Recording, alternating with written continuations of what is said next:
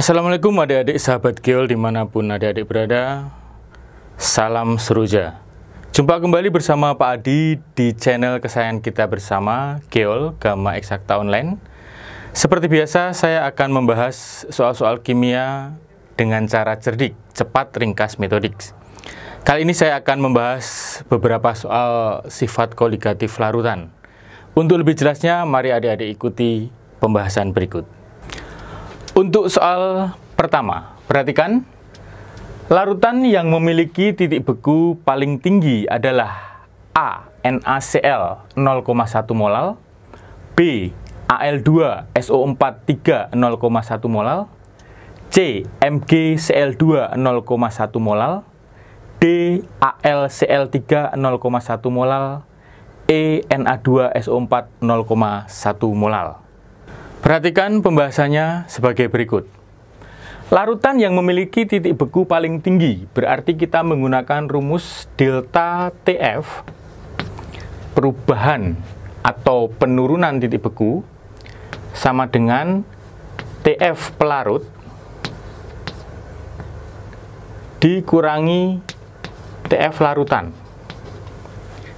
Sehingga TF larutan itu adalah TF pelarut dikurangi delta TF. Nah, untuk memiliki titik beku yang paling tinggi berarti ya dia harus mempunyai penurunan titik beku yang rendah. Nah, dari sini kita bisa lihat option A, B, C, D, E. Kita cari ya delta TF. Itu rumusnya adalah KF dikali M dikali I, faktor Van Hoff ya. Jadi M-nya semua sama 0,1 molal. Sehingga kita tidak perlu memikirkan konsentrasinya. KF-nya pun juga tentunya sama, sehingga yang kita cari adalah I-nya. Jadi dari sini kita bisa lihat I-nya atau faktor Van Hoff-nya, kita bisa lihat untuk NaCl ini mempunyai faktor Van Hoff 2. Jadi Na plus sama Cl1, jadi 2. Kemudian Al2SO4 3 itu mempunyai faktor Van Hoff 5. Yang C, MgCl2 itu faktor Van Hoff-nya adalah 3. Yang D, AlCl3, faktor Van Hoff-nya 4. Sementara yang E, Na2SO4, jadi Na2 dan SO4 1, 3. Dari situ kita bisa lihat bahwa NaCl mempunyai nilai faktor Van Hoff yang paling kecil. Dengan demikian, maka tentunya delta TF-nya juga paling rendah, sehingga untuk mencari larutan yang memiliki titik beku paling tinggi itu adalah yang NaCl karena dia mempunyai penurunan titik beku yang paling rendah. Jadi jawabannya di sini adalah A. Untuk soal yang kedua, perhatikan. Ke dalam 900 gram air dilarutkan 36 gram zat X non-elektrolit pada suhu 25 derajat Celcius. Tekanan uap jenuh larutan menjadi 23,67 mm Hg. Tekanan uap air pada suhu tersebut 23,76 mm Hg. Maka MrZX adalah A 60, B 78, C 82, D 90, E 180. Baiklah adik-adik, untuk menyelesaikan soal ini kita menggunakan rumus P ya.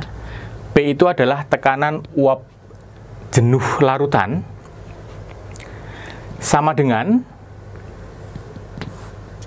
XP yaitu fraksi mol pelarut dikalikan dengan P0. Jadi ini tekanan uap jenuh pelarut murni, dalam hal ini adalah air ya. Lalu P-nya itu sudah diberitahukan di situ adalah 23,67. Sama dengan XP kita bisa uraikan menjadi NP mol pelarut dibagi mol pelarut ditambah mol zat terlarut dikalikan P0 yaitu 23,76. Ya. Kita perhatikan NP itu adalah mol pelarut.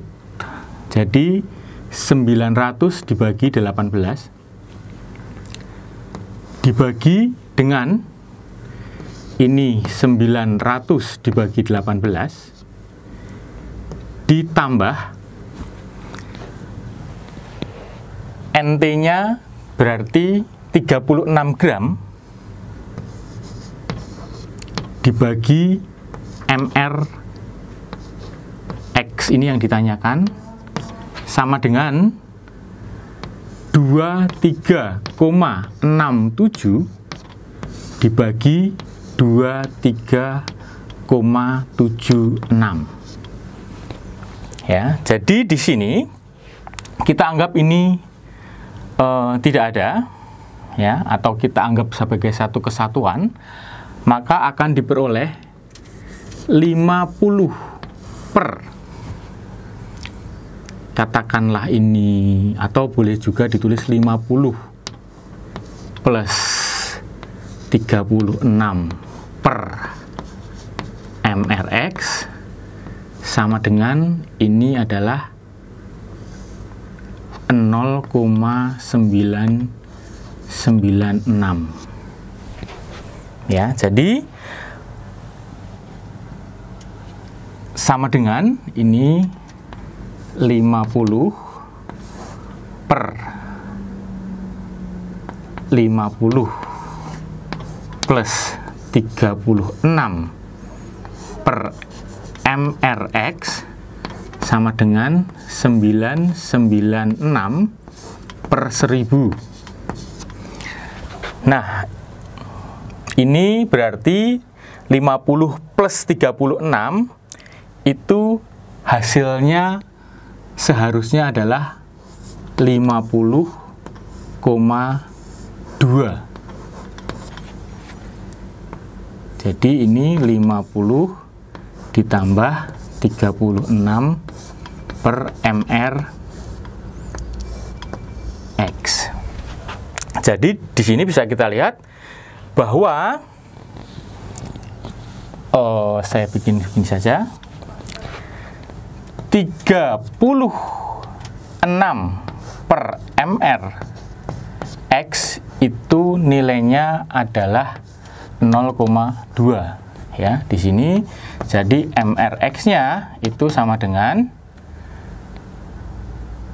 36 dibagi 0,2 sama dengan 180.